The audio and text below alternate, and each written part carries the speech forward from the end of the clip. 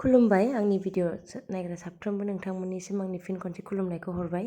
आं दिनै मोनसे गोदान भिडिअ लानानै फैदों। भिडिअआनो जाहैबाय दाख्लै दिल्लीयाव खुंनाय बड'लेण्ड महत्सबआव जोंबो बाहागो लाहैदोंमोन साननैनि हाबाफारियाव। जोङो गुवाहाटी एयारपर्टनिफ्राय दिल्ली एयारपर्टसिम थांदोंमोन। बेखौनो नोंथांमोननो आङो दिन्थिनो नाजानाय जादों आरो बे हाबाफारियाव मा जादोंमोन आं जेसेबांनाखि आंनि मबाइलजों आङो भिडिअ लानो हादोंमोन बेखौनो एडिट खालामफिननानै आङो आंनि इउटुब चेनेलाव होनो होननानै एडिट खालामबाय। आसा खालामो नोंथांमोनाबो मोजां मोनगोन नायलांनो। ओमफ्राय जोङो दा खैथा जाखो? 8:30। गासिबो बर'फोर गोजानो। जोंना 1 नाम्बाराव होनदोंमोन माबा बेगेजआ। बहा थाबोखो दैसेलाय? दैसेया बहा थाबोखो?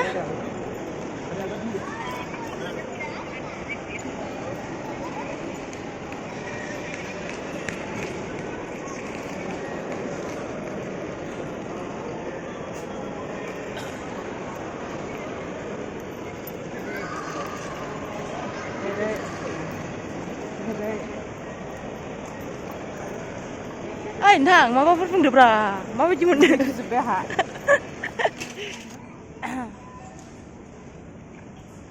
दाबो फैया माथो जोंनि बेगालाय। नैबे जाहैबाय बर'फोरा बावैसो सिगाङाव माखासे आइटेमफोरखौ जिअग्राफिकेल इन्डिकेसन टेग मोननो हादोंमोन ना, बेयावहाय गासिबो आइटेमफोरखौनो जि टेग मोननायखौ बेयाव दिन्थिगोन। ओमफ्राय बेयाव मिउजिकेल इन्सट्रुमेन्टनिबो देखायगोन नालाय आं बेवहाय बाहागो लानो खाबु मोनदोंमोन आरो। मा खालामदों? जि दादों। अबेयाव? दिल्लीयाव। नै बेयाव दिल्लीयाव जि दानो फैदों आब' नन्दिया। बिसिनि मोनसे दङ नै हेन्दलुम टेक्सटाइल बड'लेण्ड टेरिटरियेल काउन्सिलनिफ्राय। बिसिना बेफोर जिनि गोजा जेसेबांनाखि जि आइ टेग मोननाय बेयावहाय देखायजोबगोन। दाख्लैसो जि आइ टेग मोनदोंमोन ना बर'नि माखासे आइटेमफोरखौ, बेखौ बेयाव देखायजोबगोन आरोखि। नै बेयावहाय इन्दि। आब'मोना अबेनि? जोङो उदालगुरि। ए आं भिडिअ लाबाय। माबाखानाय बियो लाथा खाजोब्बायमोन एम्फौआ सिखिरि ओंखारो नामा? मुस्रा थुननायनि मोजां मोजां जि। बेखौ फानगोनबो ना? फानगोन। ओमफ्राय दामफोरा? गिदिरा 4000 फिसाया 3000। नैबे 3000? ए लांथारोबा? औ गाबोनफोर मोनगोन ना? औ जायखिजाया देखायग्रोदो नरेन्द्र मदि सारनो। औ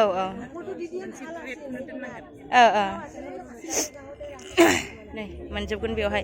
गिदिरा 4000 लायोनो, ओमफ्राय फिसाया 3000 आरो लाथारोबा एसे खमनि मोनगोन। ओमफ्राय मा दंबावो? এইটো লাইট ফুডটো অহা নাই এতিয়ালৈকে। এইটো ফুড আইটেমটো बिनिया फैला नामा आब'? आया मारै जानांगौ बेफोर? नै बिनिफ्राय जोंना दङ बर' खारदै, नैबे गंगार दुन्दिया, नाफाम हासुं, नै नाफाम।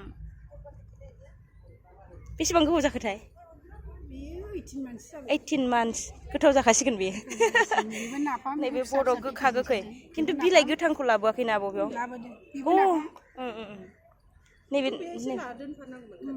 नैबे नाफाम, नै नाफामखौ बिदि माबा खालामनानै लाबोदों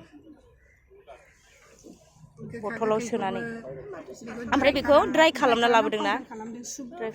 सुप लोंनो हागोननो बेखौ।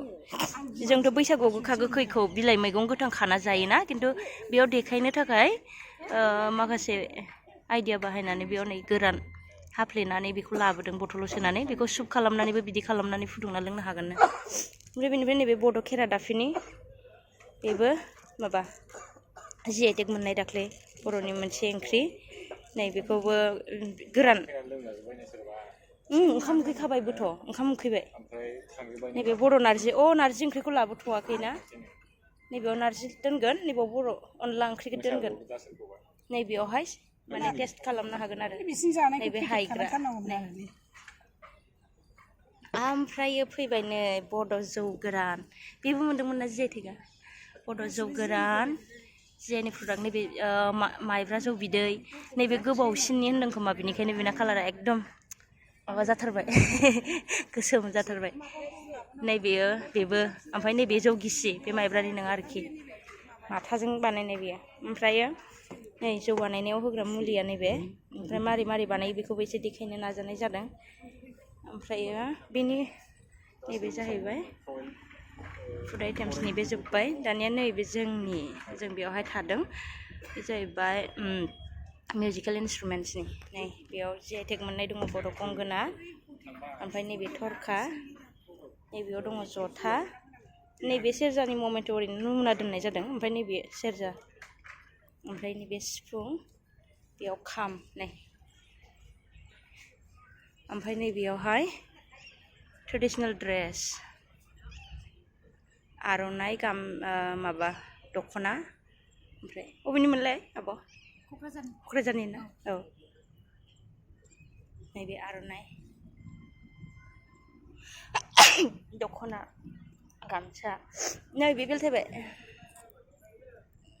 बर' इन्दि जोमग्रा जि आइ टेग मोननाय नैबे साहित्य सभानिफ्राय माखासे बुक्स बिजाबफोर नोंथांमोना नायनो हागोन आरो बायनोबो हागोन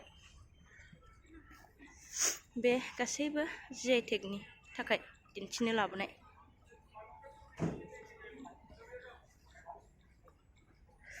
ओमफ्राय नैबेजों मदि सार फैगोन दा बेखौ भिजिट खालामनो नायनो थाखाय बर'नि जि आइ टेग मोननाय गासैबो मुवा बेसादफोरखौ नायगोन बिदि जोंना सारा फैसिगोन ओमफ्राय नै रेडि जाबाय बरायनो थाखाय गासिबो रेडि जाजोब्बाय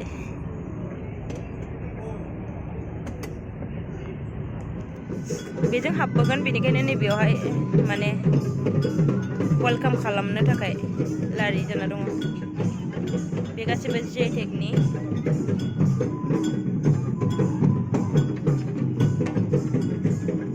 बेजों स्टेजाव गाखोहैगोन मेइन स्टेजाव ओइजों थांनानै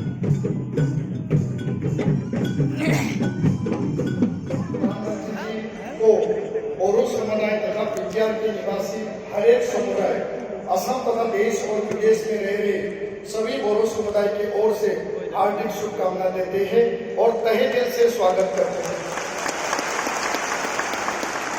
पहला बोडोलैंड महोत्सव शांति सद्भाव और संस्कृति का महोत्सव है और उसकी आकांक्षाओं को प्राथमिकता दे रहे हैं। बोडोलैंड के विकास के लिए केंद्र सरकार ने 1500 करोड़ रुपए का विशेष पैकेज दिया। असम सरकार ने भी स्पेशल डेवलपमेंट पैकेज दिया। बोडोलैंड में शिक्षा स्वास्थ्य और संस्कृति से जुड़े इंफ्रास्ट्रक्चर को विकसित करने के लिए 700 करोड़ रुपए से ज्यादा मैं आपका हृदय से स्वागत करता हूं और साथियों आप सबने मेरे प्रति जो अपनापन रखा है जो प्यार दिया है आपके आंखों में जो मैं सपने देखता हूं ना बोडो मेरे सभी भाई बहन मुझ पर विश्वास करना मैं आपकी आशा आकांक्षाओं को उस पर खरा उतरने के लिए मेहनत करने में कोई कमी नहीं रखूंगा।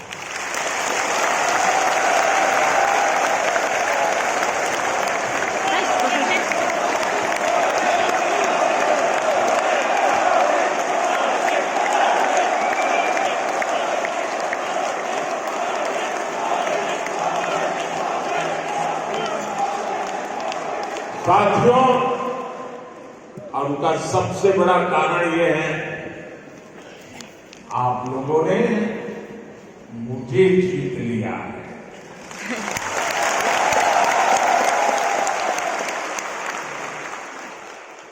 और इसलिए मैं हमेशा हमेशा आपका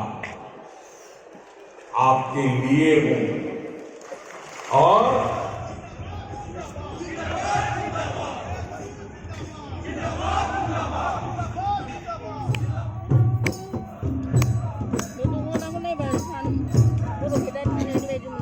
बर'फोर दानाय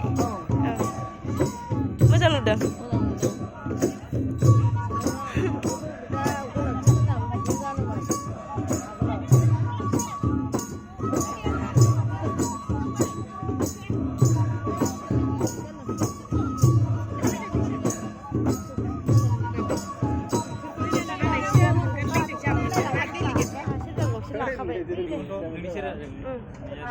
नैबेबो मोजां गोमदों खिन्थु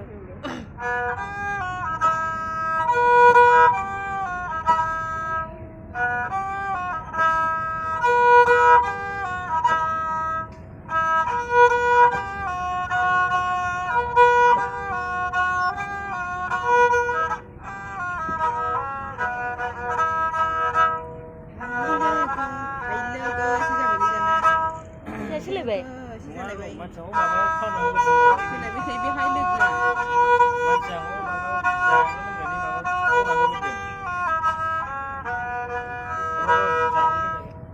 माबा जानो लोंनानै माबा मानसि खम जाबाय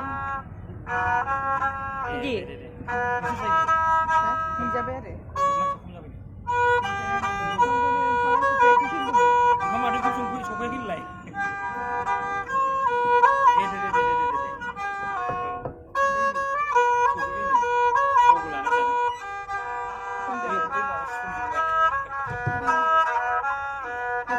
दा फन खालामबा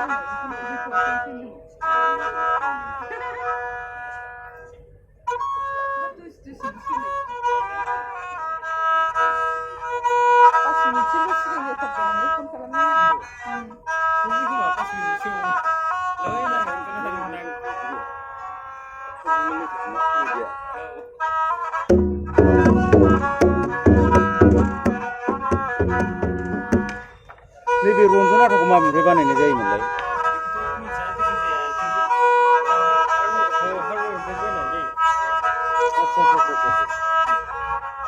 बेनि रन्जन आटा होनबा सादु रन्जन आगोलाव दंमोन रन्जन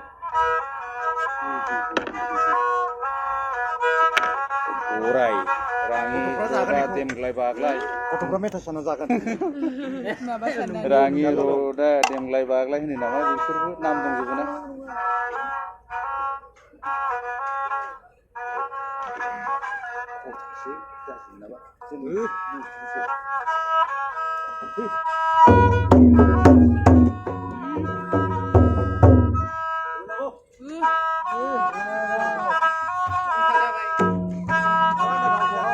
गावबागाव स्टाइलाव लाखायो मालाय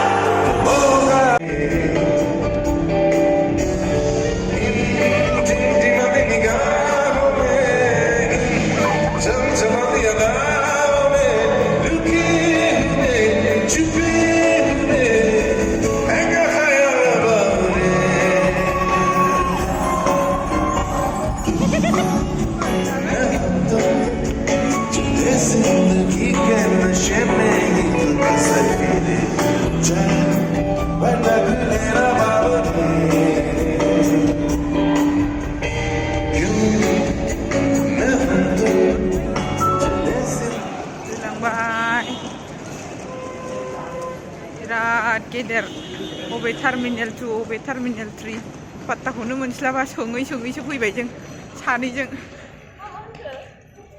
मा होननो होनलाबायदां ओइस मा होनलाबायनोसै आंलाय थाबाय आरो थाबाय आं गारिनिफ्रायनो ओंखारनो बादोंमोन आङो थांनो बाथ'दोंमोन रायजोफोर अहायासै आंहा मैया मोनायाव रंजाबावथारनोमोन मा जाखोलै बेलाय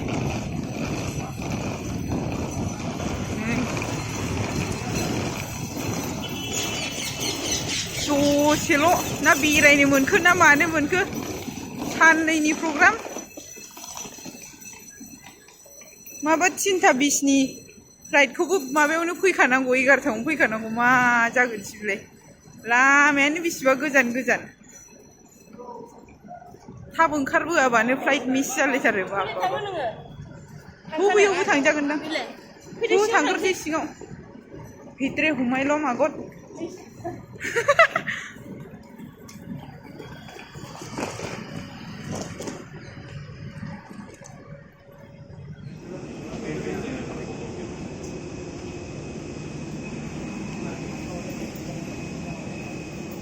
लोगोफोर जोङो नै एयार इन्डियायाव गाखोनानै नोंथांमोननो देखायदों गोजौनि नुथाय मोजां नुदोंना सान हाबसिगोन नैबे ग्लासा जोंना एसे मैलालै बांद्राय क्लियार नुवाखै बेखायनो खारनाय बायदिखौनो नुवाना खालि आवाजल' जायो खारनाय बायदि मोना दहाय जोमै गोजामोन नै दा जोमै गैथ'आ